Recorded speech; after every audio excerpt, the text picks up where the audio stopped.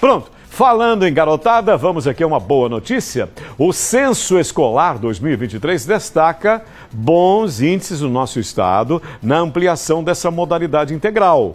Os dados constam desse estudo divulgado pelo Ministério da Educação, pelo Instituto Nacional de Estudos e Pesquisas Educacionais, Anísio Teixeira, INEP. Até fazendo um parênteses aqui, eu tive um orgulho de conhecer Anísio Teixeira. Para quem não sabe, Anísio Teixeira foi um dos maiores educadores desse país e aí esse instituto lembra o nome dele. Isso é muito bom. Essa é uma figura digna. Anísio Teixeira, anota aí.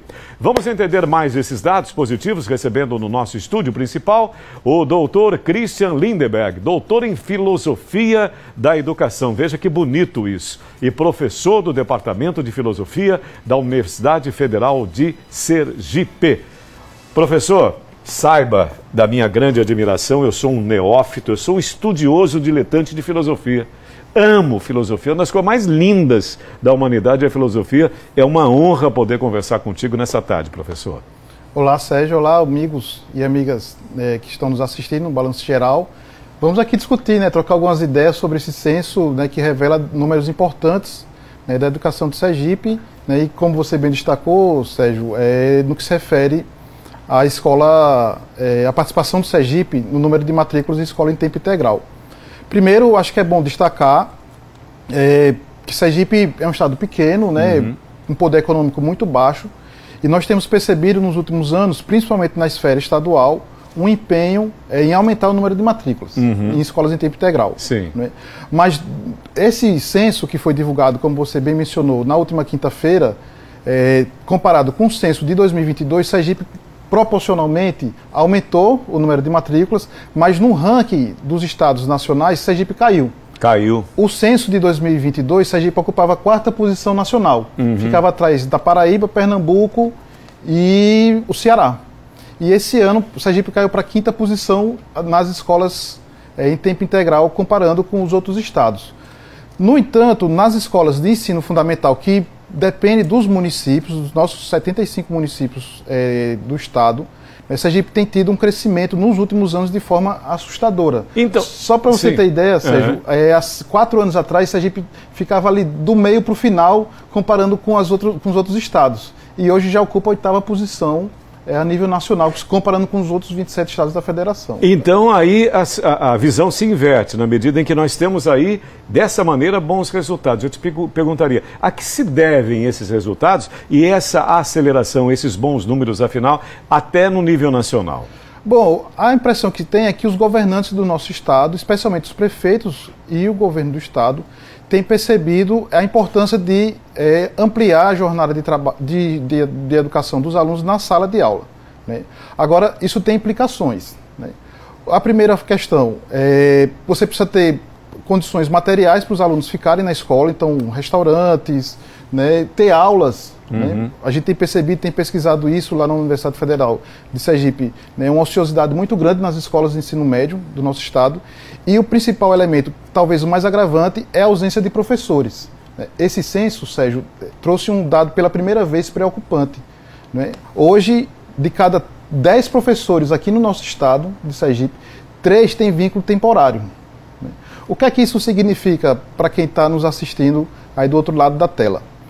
É o professor que é um contratado, que dura contratos de 1 ano, 2 anos, 3 anos, no máximo 4 anos, que ele pode, no meio do ano letivo, por conta do término do contrato, sair da escola. Entendo. E deixar os estudantes sem aula. Não dá continuidade, não dá inclusive continuidade. A presença dele e também esse relacionamento, professor, o aluno-professor, esse corpo docente fica assim, flutuante, digamos assim. Então, essa relação afetiva que se cria com o tempo, Você pega, por exemplo, a educação infantil, a educação fundamental, que as crianças estão mais jovens, então com pouca idade, que depende muito da afetividade da relação com o professor, com a professora. Então você ter a estabilidade de um professor, por isso que tem concurso público para os professores, isso é um dos motivos, inclusive. Então você ter esse percentual muito elevado de professores contratados, por mais que eles se esforcem, e eu conheço muitos ex-alunos meus de filosofia que estão com contrato hoje na rede estadual, mas mesmo assim não garante uma estabilidade muito grande. E aí, no caso específico das escolas do ensino médio aqui de Sergipe, como elas precisam que o professor fique vinculado né, manhã e tarde a uma única escola, né? Então as escolas que não têm ensino médio em tempo integral, elas acabam absorvendo esses professores contratados, ou até mais grave, ficam sem professores, como a gente tem escutado muitas notícias nos meios de comunicação aqui do nosso próprio estado. E o nosso estado, professor, pode avançar nesse enturmamento desses novos alunos em tempo integral? Quais seriam, na sua opinião, na sua avaliação, as medidas necessárias para esse avanço? Bom, primeiro, além das questões estruturais, né, que demandam recursos, mais recursos públicos, né, recentemente nós tivemos a Conferência Nacional de Educação, que ouviu os 27 estados da federação, representações de governos, movimentos sociais, universidades, né, para tirar uma diretriz nacional para a educação básica em nosso país, ensino superior também. Mas além dessas questões orçamentárias e de políticas públicas, né, é preciso que os estados garantam instrumentos para que os alunos fiquem nas escolas, né? Hoje, na matéria anterior, você estava falando das questões financeiras, né, dos alunos. Né? Hoje, o principal fator que faz com que os jovens evadam da escola é a questão financeira. Verdade, professor. Né? No caso, tanto dos meninos como das meninas, né? Dos jovens e jovens, mulheres. Né? Então, essa questão financeira precisa ter ações concretas para que eles não precisem sair da escola. Né? Esse censo, Sérgio, trouxe um elemento muito preocupante. Nas escolas do ensino fundamental, onde tem o maior número de evasão, nas escolas as escolas rurais. Eu estava especulando depois, né, com os meus botões, eu converso muito. Sim. Talvez seja coisa de quem é de filosofia. Eu também converso comigo mesmo, né? Mas eu estava especulando muito.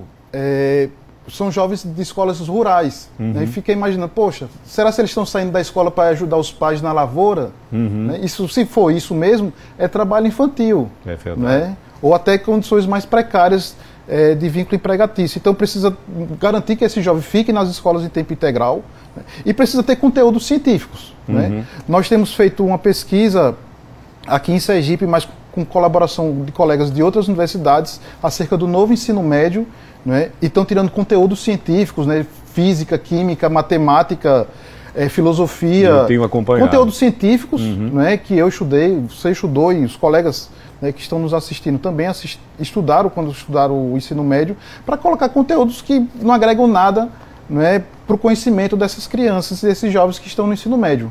Né. E a gente tem percebido que tem aumentado, né, o nível de desaprendizagem dessas crianças, desses jovens que estão no ensino médio. Curiosamente ou não, né, o número de matrículas do ensino médio, pela primeira vez nos últimos 5 anos, diminuiu.